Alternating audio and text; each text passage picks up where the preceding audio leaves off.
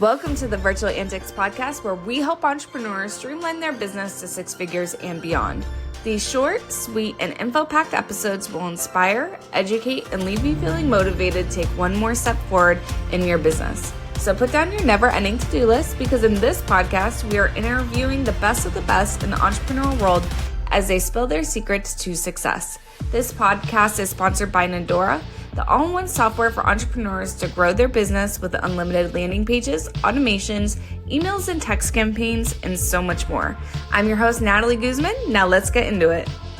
Hey y'all, welcome back to another episode of Virtual Antics. I'm so excited because I have Leanne on the call. She is a comedian turned entrepreneur. She's the founder and CEO of the new online comedy club, Plauzzable. I'm so excited because she's so serious about comedy and the industry with live online stand-up comedy shows, open mics, and podcasts so artists can get paid, which is so cool. Welcome, Leanne. How you doing today? Thank you. I'm great. I'm excited to be here and talk all things comedy. Ooh, I'm so excited because I actually have an entrepreneur friend I told you who is a comedian. And I'm like, this is so cool because especially this is another business I believe that came out of COVID. Is that correct? Yes, but actually before COVID, I was solving my own problem well before the pandemic. And then the pandemic happened and everybody was like, of course we'll do this online. I'm like, great. This really helps validate that people are willing to do this. But it's continued to grow even after the pandemic, which is exciting for me. Yeah. That's awesome. So tell us a little bit more about Plauzzable. I know I mentioned it briefly in the bio, but could you go a little bit deeper into what it is and what it offers comedians? Yeah, so Plauzzable is, like you said, it's an online comedy club set up as basically an online marketplace for comedians and their fans. So think of Etsy. We have shoppers looking for homemade products, and then we have the creators. But in Plauzzable, we have comedians who are the independent creators, and then fans looking for their types of comedy. So when you log into Plauzzable, you can see a directory of all of those comedians. And you also see show listings that you can choose from to see. And all of the shows happen in real time. So if it's, and it defaults to whatever time zone you're in, so you know when to show up. You don't have to do all the math. But if you look at it, it's kind of like, you think TV Guide or when you log in to see your live TV at what's happening at such and such time. So it goes in the order of what's most happening now to later, and go through that. A lot of it is free and a lot of it is paid depending on the comedian and the level of production that they're putting into it and things like that. So comedians have all the scheduling tools, the virtual stage, the ticketing services, and everything that we provide to them, and they can set their own schedule, produce the kind of shows and comedy events that they want in their own time and at their own price.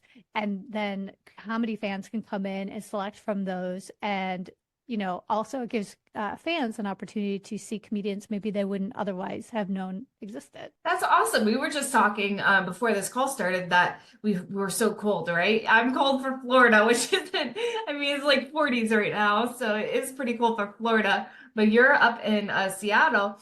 And we're freezing, right? And so what better way to have a really cool date night than to join Plauzzable to watch comedians? I think that would be so cool. I'm actually thinking about doing that with my husband tonight.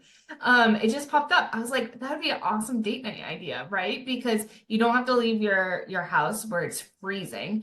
Finding a sitter is harder when it's cold because no one wants to leave their home. You can just snuggle up, drink some hot cocoa, and watch a good show. That is so cool. It's true. And we do have people who do that. And it's just exactly the scenario you just described. So that makes me really happy to hear.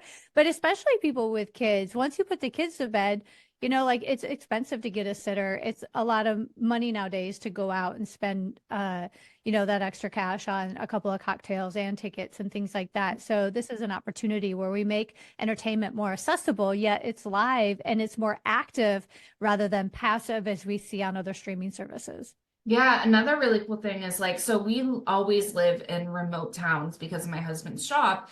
And so going to a comedy club is like a minimum 1 hour drive. And then, so you got the gas to drive to it. You have to park into usually pay for parking in some into some type of garage, especially going to like Tampa or Orlando, that's usually have to pay for parking. And then you know, go in, you pay for the food, you pay for your drinks, you pay for your ticket. And then all these, you know, you might get merch or something, all these different things that it definitely becomes super, super costly. And then you have the sitter. Oh man, I got the dog and I got the 2 kids. So that's costing me quite a pretty penny right there. So we love, you know, putting the kids in bed and then snuggling on the couch and watching something. So I think this is such a cool thing, and it's different. It's not your regular movie or your TV, which gets so boring, especially when you're binging shows and it stops and you're on the last episode. You're like, what do I do now? So that is awesome. So tell us about the opportunity that this has given comedians, because I think this is super cool. Yeah, well, just like you know, living in an area that you're not really close to a comedy club of any sort, is, you know, so many people, comedians also are in that situation. I mean, when I was doing the research, just looking at open mics where people can go and try to do comedy, 40% of them are in California and New York alone. So the rest are kind of dispersed in these more rural areas, and that's not a lot of opportunity for people. And there's also a lot of challenges that people face with, you know, since the pandemic that have really come to the forefront of autoimmune, you know, challenges, things like that, where people aren't able to go out and be amongst a larger crowd, and also accessibility for persons with disabilities and things like that. So we're seeing a lot more diversity on our platform that we don't always see in a club because of the access. So it's giving access to people from all over. And we even have people internationally, which I think is phenomenal. I love to see people log in from other countries, and yet here we are all bonding and laughing about relatable topics, you know? Yeah, and you know, comedy is just so good for the soul, whether you're the comedian or you're the listener. I feel like it gives joy on both ends. I always see my friend whenever she's doing comedy, she lights up. Like she loves trying new lines and watching how the audience reacts and adjusting things and like you know, putting on that show. And it's such a cool thing to watch. So for my side, I get so much joy watching her having joy, but also from the jokes, because the jokes could just be hilarious, where you could just be dying laughing. And you know, laughter is just so, so good for the soul that I think everyone should. If you haven't seen a comedy show ever, this would be a really easy way to do it, because you could just sit in your living room and try it out. Try a free comedian, but also try multiple, because every different comedian is different. They have different types of jokes. I feel like there's even different, would you say there's different categories of comedians? Because I feel like to me there is. There is. In fact, when a fan creates their account in Plauzzable, we'll ask what your preferences are. So we'll ask what type of comedy. Like, do you like clean, moderate, you know, which is a little bit edgier, club comedy, which obviously, you know, what happened, you know, kind of comedy is clubs, and then what we consider blue, which is more shock value, and obviously, you know, very adult. So there's a range, and everybody has their own, you know, taste bud for comedy, if you will, right? Like not everybody likes the same food. Why would we like the same humor? Yeah. So you get to kind of pick and define what that is and think that through. And then we ask like what kind of topics, because some people, maybe you went through a breakup, or, you know, or maybe you're married and you like relationship and situational humor, and or maybe you like wordplay and dad jokes, those kind of things. So you can pick, and some people may not want to hear about anything about, you know, current events or politics, so they won't check those items. But you can sort the comedians by those kind of things to see who Perfect. pops up. Yeah. I was going to ask you about the filters, because for me, that's my favorite way to find things is I filter it down to like every last desire that I have. I am a filter hog. I love checking all the boxes. So that is awesome that we can filter by our tastes and what we like, what we don't like. That is awesome. I absolutely love that. And then make it like really easy to find, you know, creators that we might like. What are some of your favorite, do you have any like stories or things that have happened because of Plauzzable that you really enjoy talking about? I I love all the people that I've met on here. Like I said, we have people from other countries. We have people, you know, in between the coast that maybe wouldn't normally hop on. I think some of the really cool things that I've been seeing is how people are meeting and networking within that community. And I'm also enjoying, so on the comedian side of how the collaborations and things are happening and new friendships are made, but also the way people are using it. And they're starting to explore and experiment with the technology that we provide to maybe try podcasts, but with a live audience, so that changes the vibe. And like if two comedians are talking, then you have people actually laughing in real time, right? And maybe doing Q&As afterward. But people also have the opportunity. We have a new show coming out that the comedian from Canada, and she's collaborating with a local musician in her area, and they're going to do a midweek late night show. So totally kind of different take on that. And I'm excited to see that coming about, and people talking about teaching classes and offering opportunities for people who maybe have always considered doing comedy, but haven't yet dipped their toes in. And then on the flip side of that, from fans, what I love hearing, and like you unprompted even shared your own scenario of like, oh, I have kids and that. But once people come into the virtual room, it's our own platform. We're not using Zoom or something else. It's designed specifically for comedy and online audiences.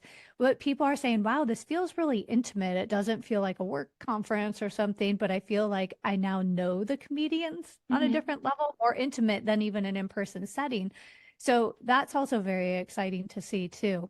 Yeah. That's awesome. Is there like, can the audience interact with the comedians? Yeah, they sure Oh, can. cool. How Yeah. is it, just text or voice, or explain that a little more? Audio and video. So the comedians are larger than everybody else on the left-hand side of the screen, because obviously if we go into a gallery view, right, we've experienced that. Who are we watching? The person who has the coolest background, or, is walking around their home, and we're like, what are they doing?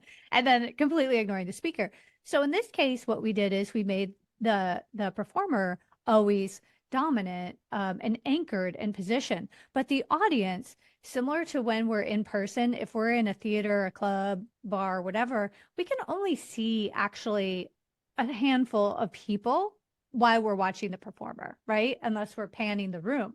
So what we did is we created a similar experience where you see a handful of the audience, but instead of having to click through or anything like that, you use the wheel on your mouse and they carousel through just as if you were turning your head in the room, and you can see everybody. Yeah. That And is so so cool. so it makes it really cool. And then, obviously if maybe an audience member or somebody has dogs barking in the background or something and they want to mute themselves, they can still participate. Obviously, we have a chat, but we encourage people to have their audio and video off, because our audio doesn't have cutouts. It's not one-way audio. So when you hear people laughing, you hear multiple people laughing and the comedian still speaking, as just like you would if you were in real life. You hear multiple things at the same time. And we created that so it has a little bit more vibe and energy, and it's not, oh, what, and then you miss the punchline. But for people who do, let's say, have that background noise and have to mute themselves, we have sound emojis. So we have little custom emojis just for comedy, with like a rim shot, like or like, yeah, and then laughter and applause and things like that make it really fun. Oh, that's so cool. So it's super, super interactive. That's Oh, very awesome. interactive. Yeah, it's meant to be interactive.